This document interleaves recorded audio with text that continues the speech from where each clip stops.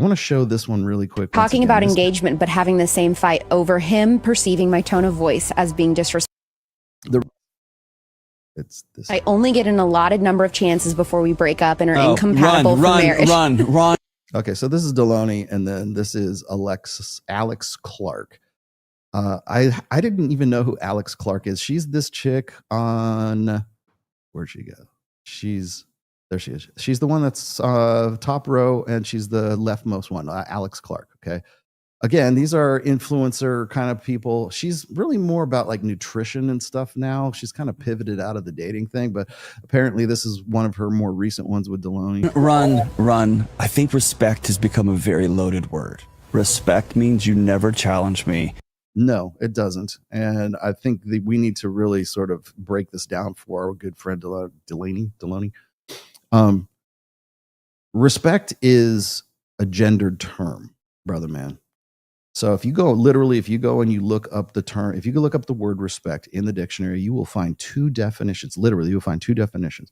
One of them is the male definition. The other is the female definition. The male definition is merit-based. What have you done that makes you respectable? Why should I respect you? What have you done? What have you achieved in your life? It's not a judgment call per se. I mean, it is, but men base and organize societies based on hierarchies. How is that hierarchy established? Respect. If you're private first class, you got one level of respect. If you're the sergeant, you got another level of respect. If you're a lieutenant and on up the chain of command, all the way up to general, admiral, whatever, brigadier general, whatever it is, all the way up there, that is by delineation, by order of respect. Okay, so the guy who's got more responsibilities, the guy who's the 5-star general, is a little bit more respectable than the 3-star general, right? Whether that's the case or it isn't, it's still the office of it's still the uniform that he's wearing right there, okay? So men tend to organize society based on hierarchies. You'll see it in the workplace. There's the COO, the CEO, the CFO, and on down to the janitor, okay? Same thing works for competitive team sports, right? There's a team Mark Stone, team captain for the Vegas Golden Knights. So there's always this kind of this hierarchy. Now, is it based on can it be based on performance? Of course it can. But that performance is also relative to what you are capable of performing, right? It's what makes you respectable. It's merit-based respect. Then there's the female version, which is everybody deserves respect. And it's really what he's talking about right here. Well, there's this confusion. We need to break down respect. Yeah, we do, because you don't understand it, Deloney. Whatever his name. Mike, what is his name? Mark Deloney? Mike Deloney? John or something? Mike Baloney.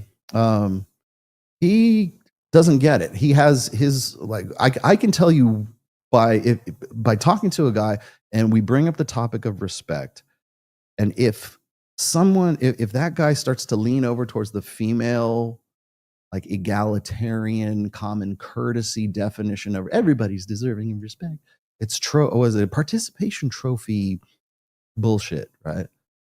I can tell you that guy's mental point of origin is women. That's what are women going to think if I don't toe the line here, if I don't carry this water? And then in some cases, they don't even know that they're carrying the water. It's just second nature to them.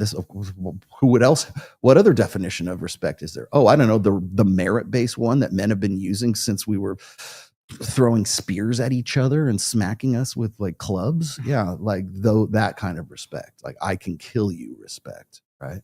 Potential for violence respect. And so like when I see stuff like this, it's like the guy simply has only ever been taught the female definition of respect, which is everybody's deserving respect. And the answer to that is no, they fucking aren't. You're not entitled to fucking anything, much less respect. You earn respect. You merit respect. You do things that make you respectable by order of degree. So there's certain ways that you can say, well, we should all respect the working man. Yeah, we should. But we should also respect that guy by what the guy does and how he goes after it every day, right? So keep that in mind, and let me add her back. You never call me out. You never point out anything. You do what I say. And that's not respect. That's manipulation. This guy said. Okay, so that's not respect. Because you don't know what the fuck you're talking about. What is respect? You know, the thing is like we always know what it's not. That's not respect. That's manipulation. Okay, what the fuck is respect then, Deloney? Please tell me. I love it when people go, well, you know, we need to fundamentally change. Oh God, I know what it was. I was watching The View and Joy Behar. I think I might have the clip.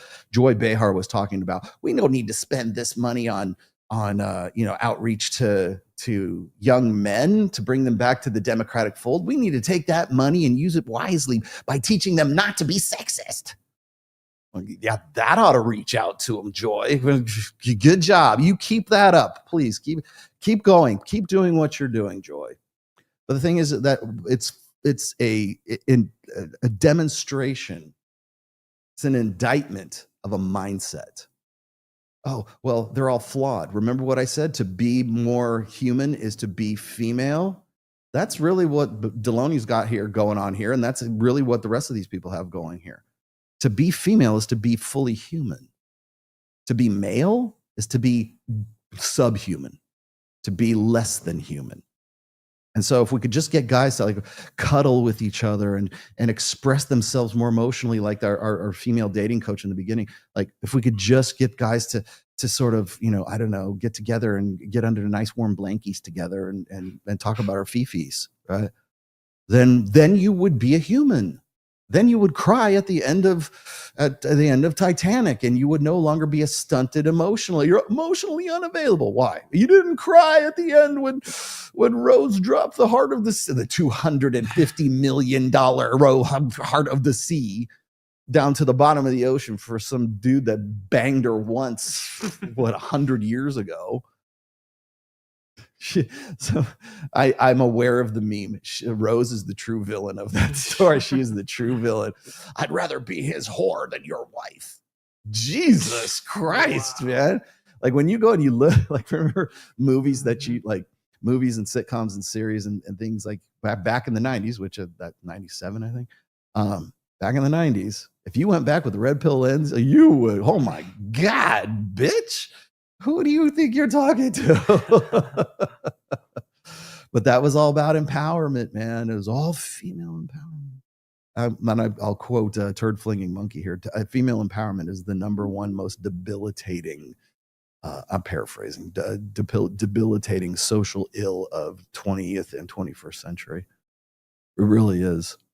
And I've never been resistant to that message, but I've never like really just sort of like banged a gong about it. I'm banging the gong about it now. So anyways, I wanted to also, okay, so I think I made this point already. So there's a lot of, I know Andrew Wilson has talked about this recently about how traditional feminists or quote unquote, trad moms or whatever we're calling these girls today, whatever their designation is. Oh, by the way, Tulsi Gabbard is the keynote speaker. You do know Tulsi Gabbard. Where is that it? That one, yeah. Yep. You do know Tulsi Gabbard is a Krishna, right? Not a born again Christian. She's a Krishna. Hare Krishna, Hare Krishna. Yeah. You know how I know that?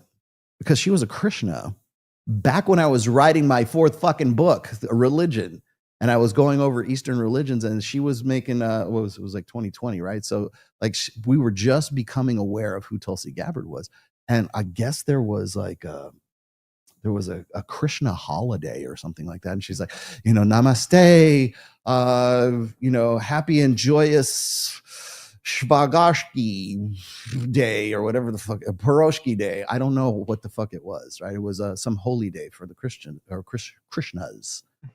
And I had to look this up. I'm like, what the fuck? Isn't this like from the 70s? Like, isn't this like the people who are like the bald headed guys at the airport wearing the big, the MC Hammer clothes? And apparently not. Apparently, Krishna, Hare Krishna, has grown up, I guess. And I was curious because at the time I was writing about religion, I was writing the book, and apparently, there was a really big influx of white Western women into Krishnaism, I guess, Krishnaism, during that time. And I don't know if that's still the case today, but when I was writing, there was a really big appeal, let's say, for Krishna, who, by the way, Krishna, the holy figure, the whole Mr. Krishna, I don't know, whatever his name is. That dude fucked, man. I had to look it up, and I was like, well, what's this based on? Oh, well, why would women be drawn to Krishna? And well, apparently he's got like 10,000 wives, and you can be one of them too if you'd like to be. But I don't want to shit on anybody's religion because I don't know enough about it. But she's a Krishna. I wonder if Charlie Kirk knows that she's a Krishna. Has she converted to something else recently that I'm not aware of? Like, somebody put that as a, if you know that she's not a Krishna anymore, and maybe she had a Andrew Tate come to Muhammad moment, I would like to know. So I'm just as out of the loop as you guys are.